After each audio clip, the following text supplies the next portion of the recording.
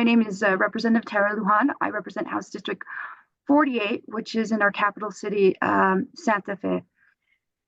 Like you said, I have been working very diligently throughout my career as a political consultant to make sure that we were and have been electing officials who care about our environment. So I pride myself in working with leadership like our state land commissioner, like a Representative Debbie Sariñana on these critical issues. And it's really what put me and motivated me into seeking and running for this office. There have been things said today even that hold us accountable as elected officials to take care of and to be the stewards of our land, water, earth, and most importantly to us, our most vulnerable populations.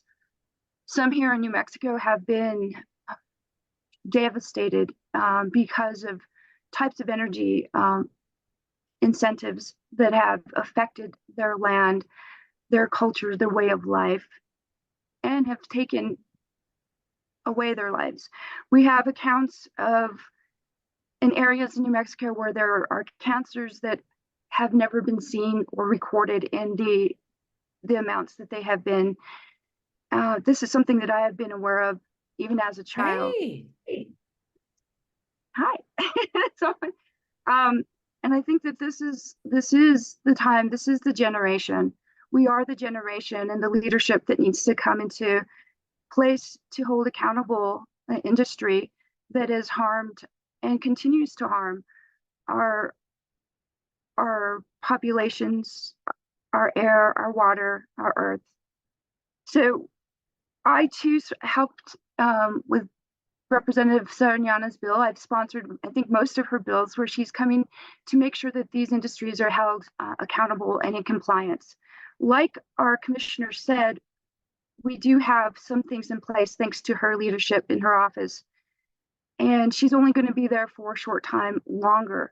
What next steps we take as a state are going to be dependent upon what leadership we seek in the future and how we as legislators, our policymakers, are going to make sure that we hold accountable these industries and what it means if we don't.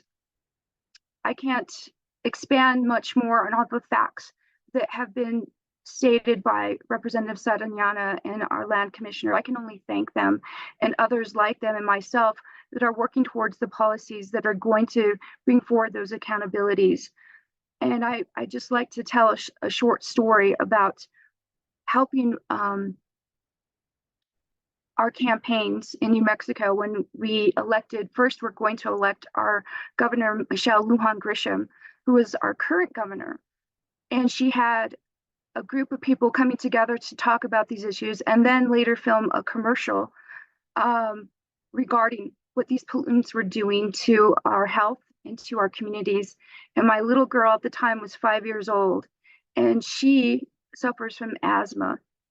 And after the commercial was filmed, she watched the video because the commercial because she was in it, and she said, "Mama, why do we have people that are hurting us, who are putting us in danger and could hurt my health and cause me to die?" Case in point, a few years later, I then had the opportunity to run for office, and that is a story that I hold close to me because today we fight for children like her and others that have vulnerable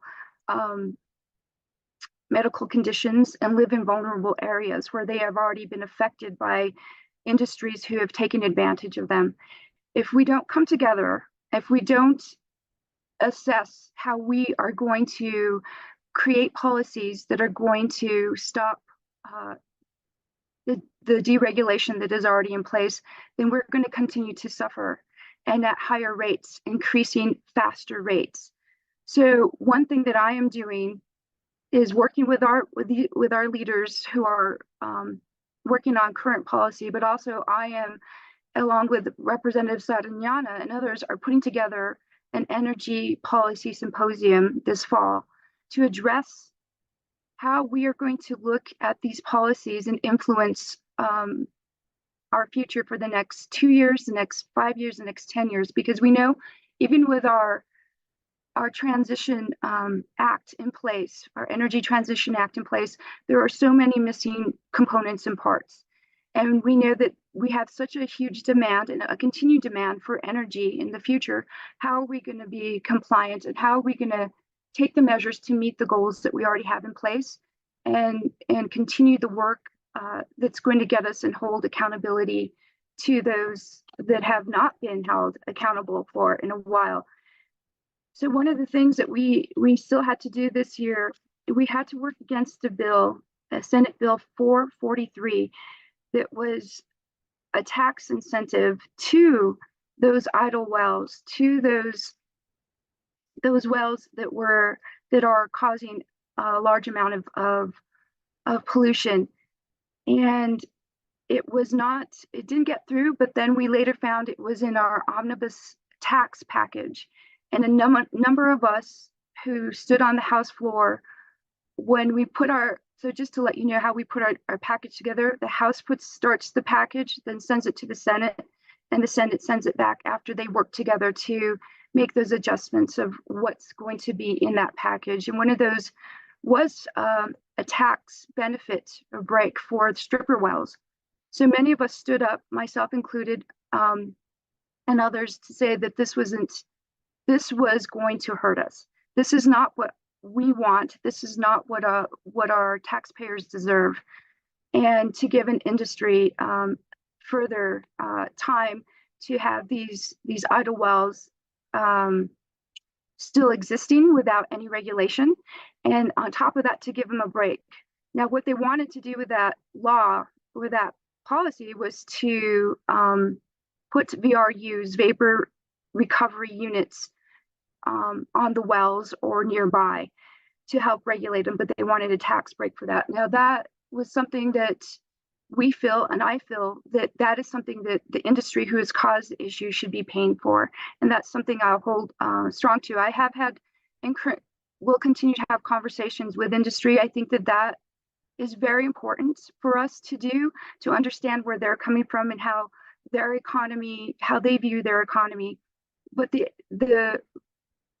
the real reason why we, and myself and others, fight against such policies, because we have incurred so many things that are hurting our people and our taxpayers, that we can't continue to give or incentivize those practices any longer. And fortunately for our governor that we have in place right now, she line item vetoed that out of the tax package, because with an omnibus bill, if you get rid of one thing out of it, you have to go back and have concurrence with the other chamber, which impedes the time, which we didn't have the time to do. So the package went through, but I want to thank our governor for vetoing that line item that would have given those benefits to those idle wells. And these are some of the things we're working on.